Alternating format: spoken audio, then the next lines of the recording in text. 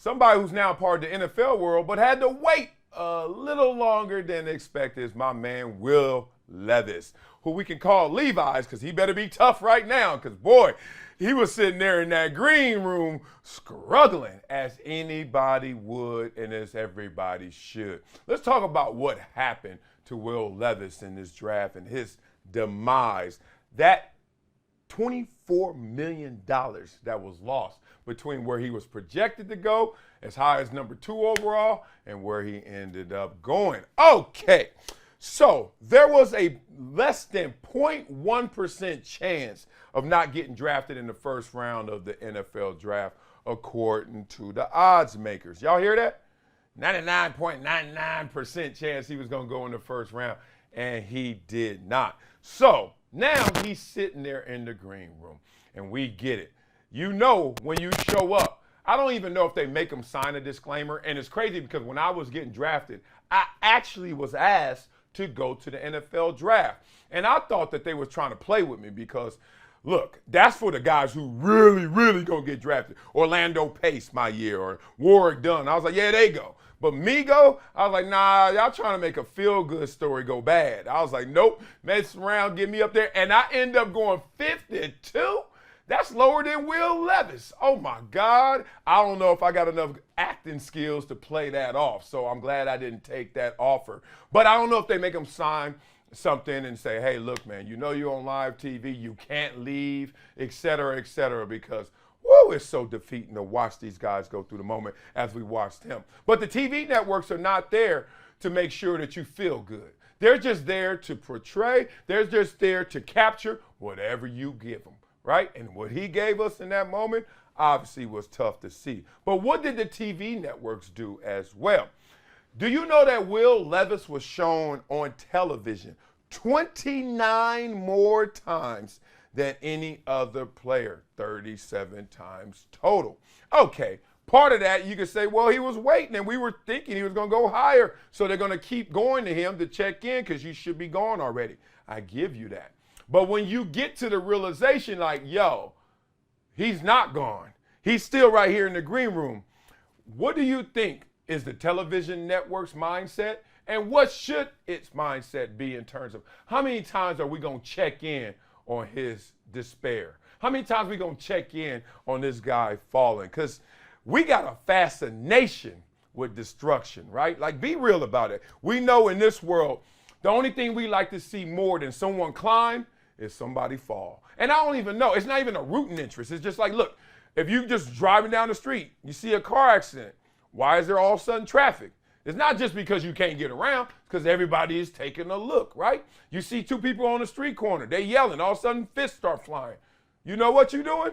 You're not driving away most times. You're actually sitting there like, what the hell? It's crazy. I remember when I was growing up and a couple times there were like shootouts and you could just tell that, yo, I see a lot of blue, see a lot of red, I see a lot of brown, I see a lot of purple, all these little sub gangs. I was like, yo, this ain't gonna mix. This ain't crayons. This ain't Crayola. Them colors don't go together right here. And then next thing you know, you hear it, cat, cat, cat, cat, cat, cat. Well, I heard it because I didn't see it because I was gone. Like, I'm not the one to sit there and be like, I'm gonna wait to see this happen. I know how this is gonna end. Either it's gonna end peacefully, my assumption, or it's gonna end it's a back, and I ain't gonna be around to know it, or to see it, or to be around that. So we were around Will Levis falling down. And what was the mindset of all those capturing it, and why do they do that? Now, why did he fall? People are like, you know the rumor mill. You got to take a lot of this with a grain of salt, but at the same time, it does actually play out in real life, in real time. People said he was a bad teammate. You were hearing about that, right?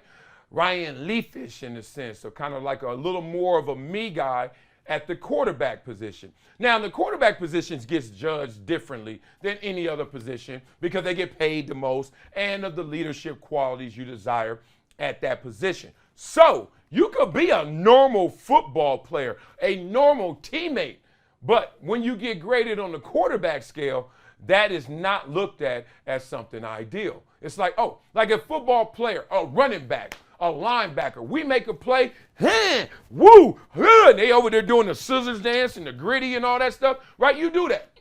If a quarterback had the nerve to do any part of that, Get his ass up out of here. And then when it comes to recommendations, sucks.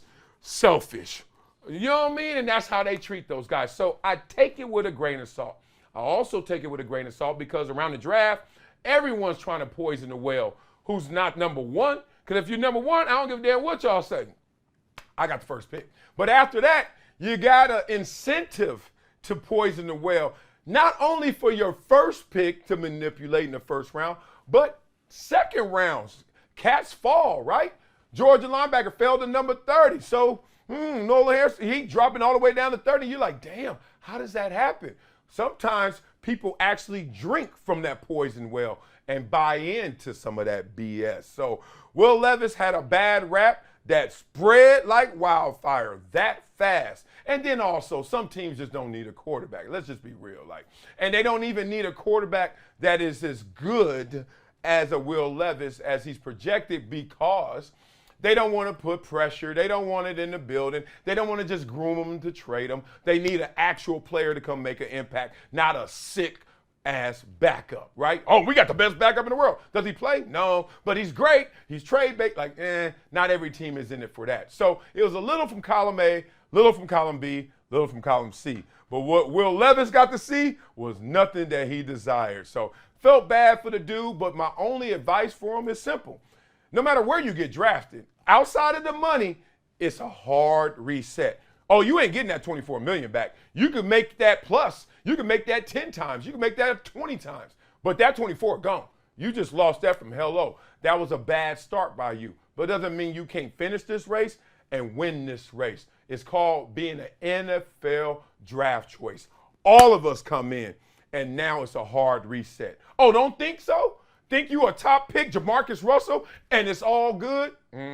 Saw how that turned out. Or Brock Purdy, Mr. Irrelevant. See how that's going for him now, trending up, right? Or undrafted and be a guy who makes some noise. So no matter where you get drafted, that's fun, that's the party, that's the fanfare, the family. Yay! Now it's time to get to work. And let's see how Will Levis works this time. Is he going to be tough like them Levi's, or he going to be in there looking sad-faced like we saw him in that green room